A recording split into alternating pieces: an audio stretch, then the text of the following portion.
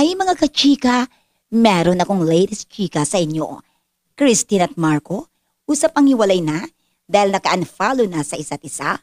Oh my gosh, ganun ba kadali? Eto mga kachika, isa pang celebrity couple ang matinding pinag-uusapan ngayon sa social media.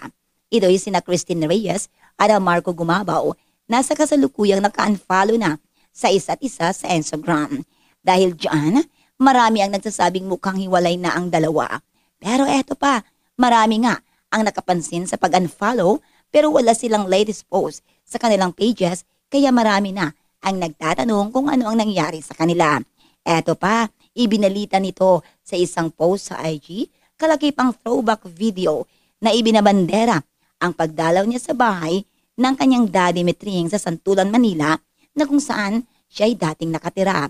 At alam niyo ba mga kachika, samantala hindi ito ang unang pagkakataon na nagkaroon ng breakup rumors ang dalawa.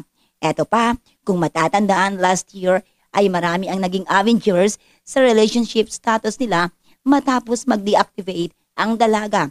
Nakasabay pa ng birthday ng aktor.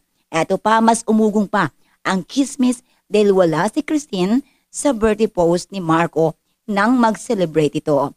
Hindi naman nagtagal nang bumalik ang IG account ng celebrity mom at doon niya bumawing ibinandera ang ilang sweet photos nila ng boyfriend.